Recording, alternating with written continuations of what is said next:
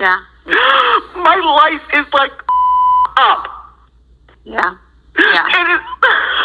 So Wendy Williams went on the Breakfast Club today to kind of get what's really going on with her out there after the whole world saw her break down on the Where is Wendy Williams Now. And guys, when you listen to this, you're going to be shocked. I am literally floored. And this just proves that what you think you know and what media perceives to be true may not always be true. Listen to this. I am not cognitively impaired, you know what I'm saying? No, but I feel like I am in prison. You understand what I'm saying? I feel like I'm in New York City, right? And by the way, my apartment has been sold, thank God, a while ago. But I'm in this place where the people are in their 90s and their 80s and their 70s, and even when people are 60 like me, hey, I'm sexy and gorgeous. I am 60. Look, please, July 18th, 1964, honey. But look, these people, I don't care if they're 50 and 60. They have, there's something wrong with these people here on this floor. You understand what I'm saying? Yeah. And I'm not saying something bad. I'm just saying that I am with these people. I am clearly not. Look, I have breakfast, lunch, and dinner right here on the bed. All right? I watch TV, I listen to radio, I look at the window, I talk on the phone. So Wendy was also joined on the Breakfast Club interview with her niece, Alex, who you guys may recall seeing in the Where is Wendy Williams documentary. Well, she further went to break down that nobody can even get in contact with Wendy, and Wendy can't contact them. And what she's saying is exactly what's happened. She's there in New York, in this place, essentially like what some would call a luxury prison, right? This is her room. That's literally her apartment. But the thing about this apartment, and this, not Wendy, because you're there, it's small. She has a bed, a chair, a TV, a bathroom, and she's looking out one window. The buildings across the street. That's her life. Excuse me, and excuse me, through my money, I had this person buy the TV, the kind of TV I like, a large TV. You understand what I'm saying? Mm-hmm. Through this person, because all of my stuff is in storage. You understand what I'm saying? For 3 years, this is the reality. This has been our lives. So, but specifically her life. She can call us. We can't call her. That's been the reality since 2023. Wow. Alex, that room that she's sitting in, she's there every day, all hours of the day, every week, every month. She's not getting proper sunlight. I went to New York in October to visit her, and the level of security and the level of questions that there were in terms of who am I, why am I here, what's the purpose? I mean, it was absolutely just horrible. Alex, we sent Lauren LaRosa, who works here on the Breakfast Club. I connected her with Wendy a couple of days ago. Lauren went up there yesterday. And tell them what happened, Lauren. Yeah, I was going to ask you, Alex, was it like this for you? When I got there, the people at the front were very aware that Wendy was there. They had me sign in. Her name was in the system. They had to call Sabrina to even see if I could go up there, even though Wendy was on the phone with me when I arrived. And she let them know, hey, this is my guest. I want to see her. I'll even come down. Please have someone bring me down. Because as she said, she can't get in the elevator nor leave her room without them unlocking things for her. Wow. They were aware of that, and everything was fine. And I was waiting. They called Sabrina a couple times, and she didn't answer the phone when they called. And then all of a sudden, things just flipped. These men came out, and they're like, "Who are you? And what are you here for?" I told them who I was. I told them I was there to see Wendy. They said, "We don't have anyone here by that name." Oh, wow. They never said to me. Did you believe that? No, I didn't did I not make it upstairs? They basically told me I didn't even feel comfortable still being in the lobby the way that I was treated.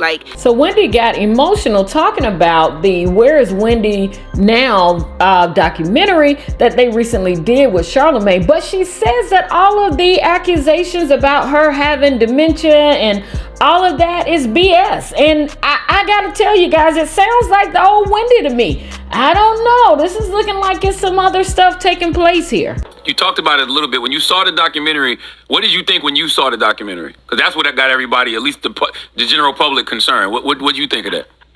Do you know what? What I thought about that was that's something that, well, first of all, I don't want to watch that again until I get to Miami, until I get, my life. Look, I don't don't care about watching that. You know what I care about? I care about if I don't want to talk about that. Just behind the scenes, I get it. But I do want to ask Alex, you as well. So Wendy can't. I do want to say Wendy can't say a lot legally. Yes. Correct. Yeah. So don't think that when you hear her, don't think she's jumping around. She don't know what she's talking about. She can't say a lot legally. And I was going to ask, who's putting out like the rumors? Like, because a couple of months ago we heard, well, Wendy's having this problem and she's incapacitated. Like, They said she's cognitively impaired because of alcohol. She's incapacitated. She's suffering from dementia. obviously it's not true. So do we know who's sending out those rumors to the press and to the blogs and all that? Do we know? Do we have any ideas? I mean, allegedly, from what we're able to see, all of this comes from The Guardian Yep. in terms of, hey, she's incapacitated, all that. That's allegedly all the Guardian. I'm only just saying allegedly, just, obviously to protect all sides. But Of course. yeah. Because obviously it's not true. And the sad thing about it gives her the ability to keep doing this because we all feel like, oh, if that's the case, then yeah. But listening to Wendy speak and seeing Wendy a couple of weeks ago at her son's graduation, you understand that that's not the truth. Listen. As much as I want my phone, she can't let me have my phone. You know what I'm saying? Like I can call you, but you can't call me. You understand what I'm saying? Yes. I don't even know what kind of phone this is that I have. All I'm saying is that when I call you, you listen. If you don't call me back, you can't call me back. You understand what I'm saying? Absolutely. I can't sit on the phone, and look at things. You know what I'm saying? And scroll through things. I can't do that. I do not have a laptop. You understand? I don't have an iPad. My life is my goddamn life. Listen, my dad. That's a whole nother conversation. 94, that's a whole nother thing. Like, I don't know whether I'm allowed to fly to Miami to say happy birthday to my dad, to get him. I want to get him. Look. Well, that person that you talk about who's holding me hostage. Sabrina Morrissey, your guardian. We got to say her name. We got to put her name out there. Sabrina Morrissey, Well, guardian. I don't know that she's going to let me because she already said to see my dad for his birthday. He's going to be 94. Crazy. So, and all I can look. Please continue to talk, Alex. Go ahead. Yeah. Hold on, can I say something out? Yeah, go ahead. I know, you lost your grandmother, Alex. Wendy, you lost your mother. You were in the conservatorship when that happened. Here's the thing. She was not in the conservatorship when that happened. Oh. But that period of time was right before. And to know that she may not be able to come down here for my grandfather's 94th birthday, every day is not promised. Right. One thing that I know that my aunt wanted, and we've talked about this ad nauseum, she wants to be here for his birthday. Wow. And the fact that they're playing games about my grandfather being able to see his daughter and my aunt being able to see her father, I'm sorry. That is just absolutely sickening. Like, I'm exhausted thinking about what if I can't see my dad for his birthday? At 94, the day after that is not promised. It's not promised. I have things from my dad that's in storage.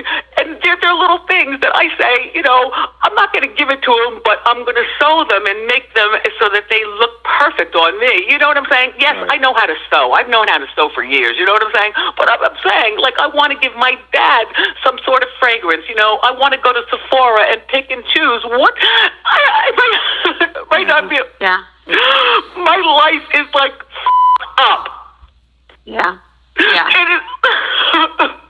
It truly is a story that's unbelievable. The bottom line is my aunt hasn't had, we talked about this yesterday, she hasn't had, from what I understand, a medical evaluation to see if her rights can be restored. And it seems as though that instead of this guardian, Sabrina, working with her, it seems as though she's made it difficult every which way for my aunt to be able to live any sort of healthy, independent life. Wow. And, it's almost as if she doesn't want my aunt to show that she's healthy and independent. Because as we know about these guardianships, and as my aunt has said, the system's broken. Because the longer she's under this guardianship, the longer they have the keys to her life, for her personal, her financial, her emotional, everything.